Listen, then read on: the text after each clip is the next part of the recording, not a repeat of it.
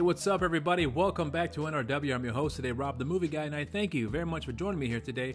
And today I'm reviewing the movie Mortal Kombat. And no, this is not the new film that's coming out on HBO Max and in theaters this week on April 23rd. This was the movie that came out back in August 18th, 1995, and I was very lucky to see this movie in theaters when it had come out. And if you're a kid like me back in the 90s, you'll know that Mortal Kombat was huge back in those days. And although the game is still popular these days, I had the opportunity to play the last two, the Mortal Kombat 10 and Mortal Kombat 11, and although I did enjoy the game a great deal, I am not much of a gamer at all these days. In fact, I rarely play video games these days, and I haven't been much into video games since the late 90s, if I'm being completely honest. But back in the early to mid 90s, you better believe I was into that shit. In fact, Street Fighter 2 was more of my jam, and even I couldn't deny that Mortal Kombat was an awesome game because it had done something that Street Fighter was not doing, which was amp up the violence. It had all the blood and the gore, and that was another thing of controversy for parents who were concerned that that their children and other children were playing these games and were potentially going to be influenced to do violent act on themselves or other people. And if the parents were saying it's not cool, what were the kids saying? It's cool. And at that time, if an arcade did not have Mortal Kombat or Street Fighter, they might as well just hang up a sign that says going out of business, because they were guaranteed not going to get any customers, because those two games helped revitalize the arcade industry, and not having it was pretty much signing your own death warrant at that point. But I also remember too that I was extremely excited when they had announced they were going to be making a movie of Mortal Kombat, because I had just seen Street Fighter, which came out back in December of '94, and then less than a year, I was going to be getting my second favorite game at that time in Mortal Kombat coming out in August of '95. So I was over the moon for that, and seeing two of my favorite games turn into movies. My favorite movie of all time at that time in Street Fighter, along with Mortal Kombat coming out, which was more than likely going to be my second favorite movie of all time, coming out within a year of each other. I was overjoyed with that. And the excitement level for this movie was through the roof in the gaming community. But one of the biggest concerns for this film was that the film was not going to be R-rated, considering that the video game is extremely violent. Instead, the movie was going to get a PG-13 rating, so they thought that it was going to be a watered-down version of the video game, just to allow kids like myself, who were 10 years old at the time, to watch this movie. But honestly, I was completely oblivious to the rating because I didn't really think about it. I didn't care. I was just happy that a Mortal Kombat movie was being made and I was going to see it in theaters. But I was more excited to finally see the first images. I believe it was in a newspaper or some magazine, but I just was blown away that I was going to see Liu Kang, and I was going to see Raiden, Johnny Cage, Sonya Blade, SubZero Scorpion, Shang Tsung, all those guys in the film, and I was over the moon for that. And when I saw this movie in theaters, I was so impressed in how good this movie was, because for one, it was a lot more faithful to the video game than Street Fighter was, and the looks of the characters for the most part was pretty spot on.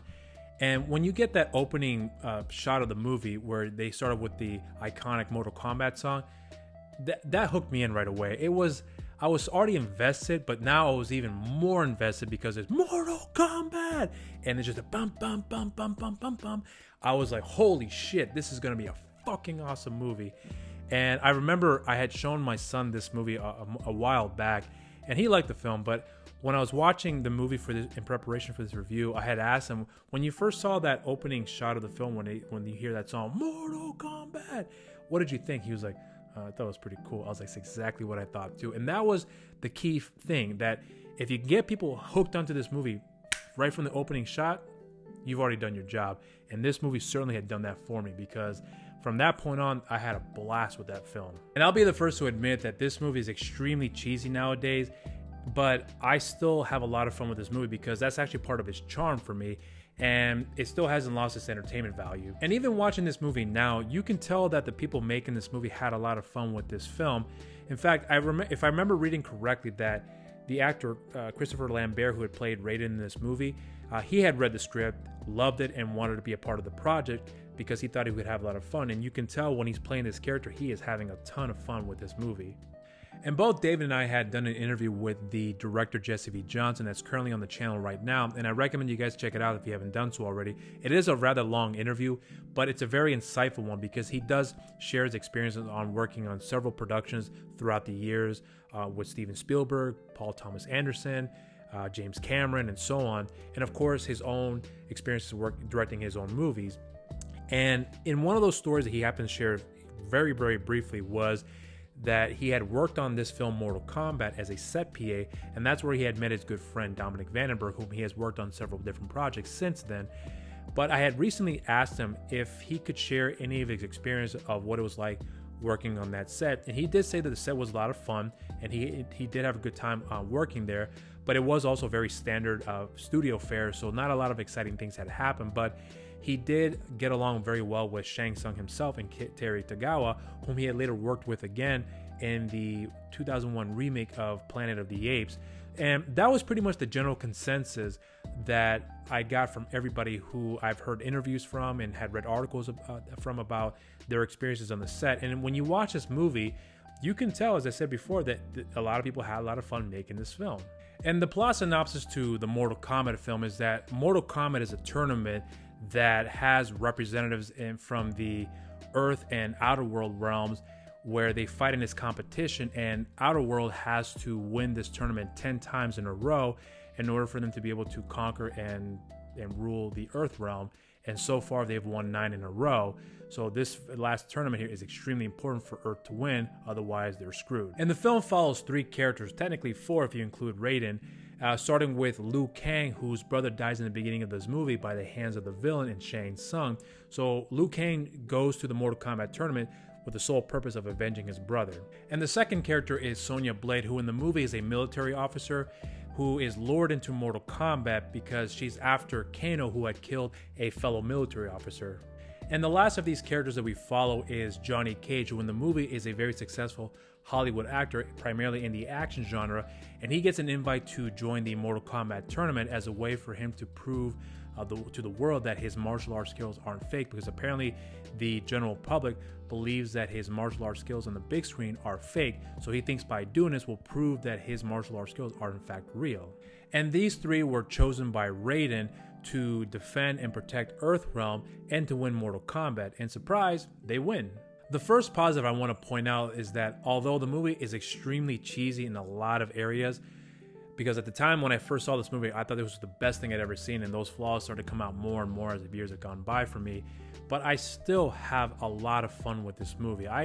Every time I watch this movie, I enjoy it. I enjoy it for what it is, and I can just go on with my day. It's not a difficult film to follow. It's just a fun movie, and that's what I always take away from this film. And Christopher Lambert as Raiden is fantastic in this movie. As I've already mentioned earlier, that he had read the script, thought it was a lot of fun, thought it would be a lot of fun to be a part of this production, and you can tell, as I mentioned before, that he is having a blast playing this character. There is a charisma this guy brings to the character of Raiden that I never got from the video games. Not to say that the video games, the character didn't have any charisma, he really didn't, but in the movie, this guy had a perfect balance of being serious when he needs to be serious, being concerned, being stern, and also being funny when it's absolutely necessary. It doesn't feel out of place. This guy just was doing it so perfectly, and to me, he certainly brings the film to a whole nother level of fun and enjoyment factor that really had me connected with this film. Robin Shaw, who plays the part of Liu Kang in this film, I thought was fantastic. He definitely had all the qualities of making a very good leading man, especially for this movie, which is a shame that we're not seeing a lot more of him these days. Now, I don't know if it's because he is choosing not to work anymore, or if there are no parts that are being offered to him, because since this movie, he had been in Beverly Hills Ninjas with Chris Farley, which I saw in theaters and I loved at the time. And I happened to saw it recently on Netflix, and I still like the movie. I still think it's funny. And then after that, I had seen him in the movie, the sequel to this film, Mortal Kombat Annihilation, which I also saw in theaters, which I have a lot to say about that movie, but I'll touch upon that later on in this review. But since then, I don't have any other memory of any other films that he's been in that I can recall outside of maybe Death Race, which was a remake to the Roger Corman film Death Race 2000, which was also directed by Paul W.S. Anderson, who directed this movie, Mortal Kombat. And he was also in the god-awful movie Street Fighter: The Legend of Chun-Li. So anything else outside of that, I don't recall, and what else he's been in. Like I said before, I think it's a shame that he has not been doing any other major roles in a Hollywood production because, like I said before, this guy has all the qualities to be a very good action star, a very good leading man. And Lyndon Ashby, who plays Johnny Cage in this movie, was fantastic in the film as well.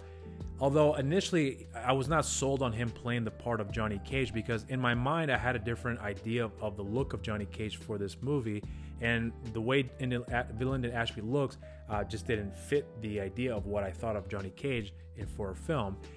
But when you first see him in the movie, when he walks into that carrier and you see that he's actually shooting a scene for a movie that he's doing, and you can clearly see that he's letting the fame get to his head, he sold me right there because he has some of the funniest lines in the movie. And like I said before, he was a lot of fun.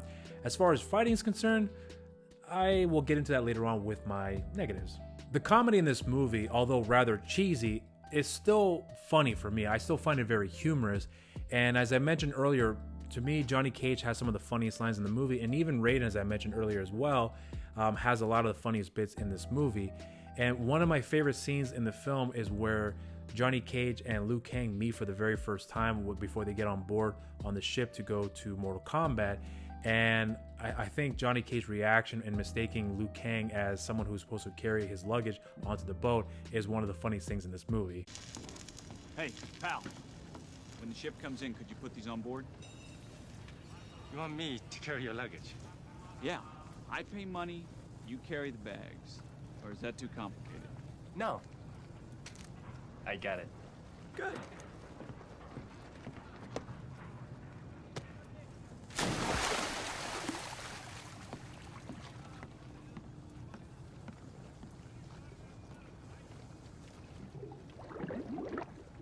Thank God I didn't ask him to park the car. And the look of the characters in this movie, such as Goro, is pretty spot on from the video game, and even Kano, which is a slight alteration with the look of the character in the film, is fantastic in the movie. And with the characters like SubZero, Scorpion, and even Reptile, they got those costumes down to a pat because they look exactly like they do in the video game, especially at that time. So if you fuck that up, you're gonna fuck up the entire movie. But thankfully, they stay very, very faithful to the look of the characters because it looks beautiful on film. And speaking of characters, Shang Tsung, being portrayed by Cary Tagawa, if you want to talk about perfect casting, this is one of those situations right here, because when it was announced that he was to be playing Shang Tsung, I remember even at that time that was possibly one of the most perfect castings I could ever hear in my entire life, because I was very familiar with Cary from the movie Showdown in Little Tokyo, starring Brandon Lee and Dolph Lundgren, and I remember his part specifically because this guy was a pure asshole in that movie, and for him to play the part of Shang Tsung, I thought was nothing short of genius. I do have some problems with the way the character was used in the movie, which I'll be getting into my negatives, but as far as the casting is concerned, Cary was fantastic in that part. And one last character I want to point out is the character of Kano in the movie. In the video game, I had played the character of Kano a few times, but nothing about him really stood out for me. But in this movie, this guy who played Kano in the film was so fucking good, and he was such a standout amongst a roster of other characters who were way more popular than he was. In the movie, he made him a star, if you will, and because of that performance, the creators of Mortal Kombat had decided to change the background of this character, which I believe he was initially supposed to be American to Australian, because in the movie he's played as an Australian, even though the actor who plays him is actually British. But the look of the guy in this film, the attitude of the character was so phenomenal that it was hard not to notice this guy because he was so good in this movie. And one last positive I want to point out before I get into my negatives is the soundtrack to this movie. This is one of the best soundtracks I have ever heard in my entire life, and I'm not making this shit up. I love the soundtrack to this film. I had gotten the cassette tape to that soundtrack when it had been released back in the 90s, and I was obsessed with it. I listened to that thing religiously. I played it so much to the point where the tape started wearing out. And not too long after that, I had gotten a CD. I lost that CD, and then I was able to get it again years down the line, and I still have that CD to this day.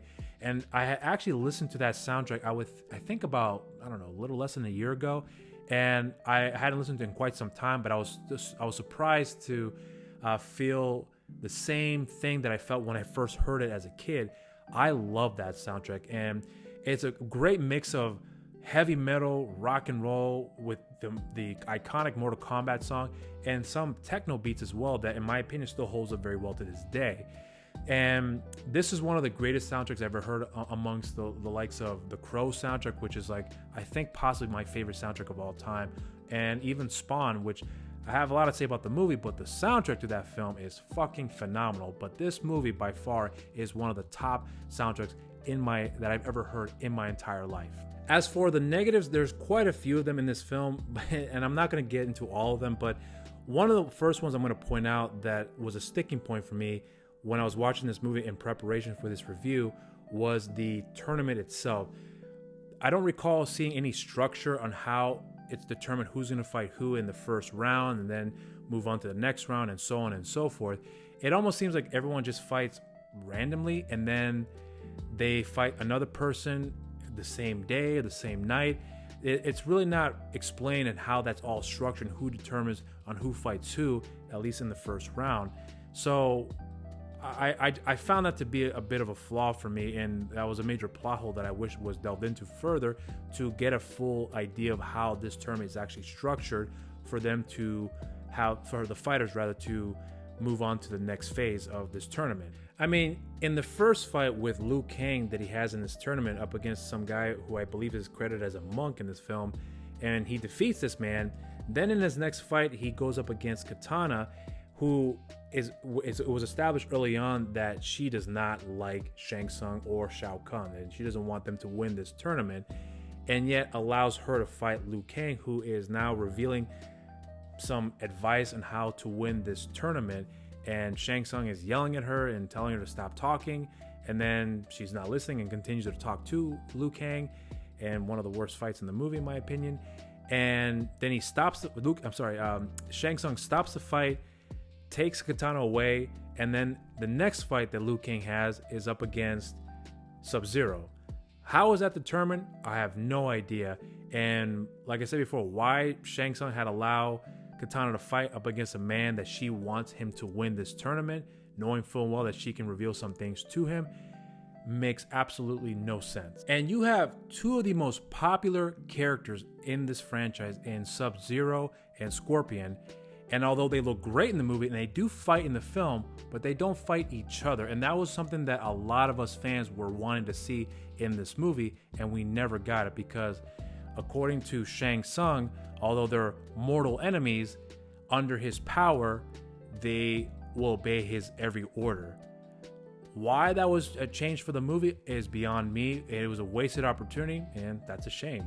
The fight scenes in this movie really don't hold up all that well for me, with the exception of the fight between Liu Kang and Reptile, which is the best fight scene in this whole entire film. And I remember when I saw this movie in theaters, watching that fight scene, I remember thinking this was the best fight scene I had ever seen in my entire life. And a lot of it had to do with the song they also chose to put in that scene, because it definitely helped with building up with that excitement. And even now, as I just said, this is the best fight scene in this movie. There were some problems I still had with that scene upon rewatching it for this review. But the overall fights in this film, although there are some decent moments, there's really nothing all that memorable about them that really sticks out to me, with the exception of the fight between Reptile and Liu Kang. To me, the worst fight scene in this movie is between Kano and Sonya Blade, and you can tell that the actress Bridget Wilson just did not have enough time to train for these fight sequences. And I come to find out years down the line that originally Cameron Diaz was actually signed on to play the part of Sonya Blade, and she was actually training for this role and had gotten injured during a training session where I believe she had messed up her wrist and had to step down, and they were just about to start the production and they had to find somebody very quickly to take on the part of Sonya Blade, and they managed to get Bridget Wilson in time before the production began. But again, she didn't have time to train for the martial arts scenes that's required for this movie. And like I said before, you can clearly tell because she is horrible with those action sequences. And again, not to take away anything from her, because I actually liked her in the movie, but my biggest problem with her was just that she was terrible in the fight scenes. I have three more negatives I want to cover real quickly before I move on to the next subject. And that the first of which is with Lyndon Ashby playing Johnny Cage. I mentioned briefly that that I wanted to talk about his fighting skills in this movie. They're just okay for me. They're nowhere near as bad as Bridget Wilson's fighting skills as Sonya Blade in this film. Nowhere near as bad as that. But I didn't take anything away from his fight scenes. Although it was nice to see the character of Johnny Cage do the signature moves that you've seen in the video games being put in this movie. I thought that was cool, but outside of that, there's really nothing spectacular that Lyndon Ashby was able to pull off that stuck out for me as a martial artist in this film. Now, the next thing I want to get into has to do with the special effects in this movie because they don't hold up well at all. The character of Reptile is clearly fake. You can tell that when Robin Shaw playing Liu Kang is trying to grab Reptile before their fight scene, it's obvious he's not grabbing anything. It's nothing but air that he's grabbing. So despite that, I still enjoyed the film because that's one of the cheesy flaws that I admired as the years have gone by, but it just doesn't hold up all that well. The last thing I want to cover is the villain Shang Tsung in this movie. I mentioned before that Cary Tagawa was perfectly cast as Shang Tsung, and I do believe that, and I still mean that. And I think he's great in the part, but the execution of the character I thought was handled pretty terribly in my opinion, because although he is a threat, but I don't feel that threat, say for example like I have felt with the movie Street Fighter, where Raul Julia, who plays M. Bison in that movie, he was fantastic. You felt the power, you felt the threat, and what he can do to bring damage to innocent people in Shadaloo. Here, Shang Tsung does have that power, but I just didn't feel that threat that I felt like Shang Tsung needed for this film. There was really nothing spectacular about him that stuck out for me as a very memorable character, other than the fact that Cary Tagawa was perfectly cast and he does a great job with the performance, but the character himself was just okay. And even that fight scene at the end between himself and Liu Kang, it was just an okay fight scene. It was definitely a big build up to that, but there was nothing exciting about that fight scene that was memorable other than the fact that it was pretty boring. So that does it here with my negatives, and I want to get into the sequel Mortal Kombat Annihilation real quickly among the other films that I want to touch upon before I get into my rating. Now, the movie Mortal Kombat Annihilation, I saw that film in theaters when it came out back in November of 97, if I'm not mistaken. I remember that I found it odd that this action film was going to be released in the fall around Thanksgiving, when I think it should have been released during the summer like the other film was. But regardless of that, I was excited to see this movie in theaters. I went to go pay to see this movie, and this was the first time that I had seen a movie in theaters where I walked out so disappointed. I mean, I was, and I'm not making this up, I was mad when I walked out of the theaters after watching this movie, because I could not believe that this was the follow-up to the masterpiece that was Mortal Kombat, and we've got this shitty film. I just was blown away that they thought this was good enough to release in theaters that people will go out of the way to check it out. I just couldn't believe that. And I know since then that this movie has developed a bit of a cult following, where, if I'm not mistaken, it's one of those films that is so bad that it's good. I still can't connect with that movie, even in that regard. And this is coming from a guy that loves bad movies. Like, I love Samurai Cop. That is a fun movie, and I own that film thanks to my brother. And I love Troll 2. I think that movie's hilarious, and I love The Room. I think that film is hilarious. And this is also coming from the same guy that loves Street Fighter, and I'll be the first to admit, I know that is not a good movie, but goddamn, that movie's a fucking masterpiece, and I love that film. I love it so much that it is in my top 10 of all times, and I'm not making that up. But for whatever reason, I cannot connect with this film. And I'm going to give a shout out to Rue, because I know that he said he liked this movie because all the Mortal Kombat characters in this film. More power to you, man, because I just don't connect with this movie at all. So for all the people out there who love this movie, I give you props, because whatever you saw in this film, I never saw it, and I still detest this movie to this day. And I also have this movie, Mortal Kombat Legends Scorpion's Revenge, that had come out, I believe, last year. And before I saw this movie, I had heard that this was the best Mortal Kombat film since the 1995 live action movie that I'm reviewing. And I will agree that this is the best movie since that 1995 film, but only by default for me, because this movie was just okay for me. I did enjoy the action scenes, and I thought the animation was pretty good, but outside of that, it was just okay. I will point out one more thing before I forget, that there was a live action TV show called Mortal Kombat Legacy that had come out. that I had completely forgotten all about. And I do recall watching a handful of episodes, but I only remember that the show was just okay for me. Even as a kid, I don't remember anything good about the show. I will say that the Mortal Kombat brand had done their best to keep this brand alive, because there was a period of time where the Mortal Kombat video games weren't really doing all that well up until Mortal Kombat 9, then 10, and then 11. But at this point, this is going to be the perfect segue for me to get into with my rating. So despite the film's flaws, I still enjoy the movie. I have a lot of fun with this film, and it's still rewatchable for me to this day. So for that, I give this movie a raise the glass.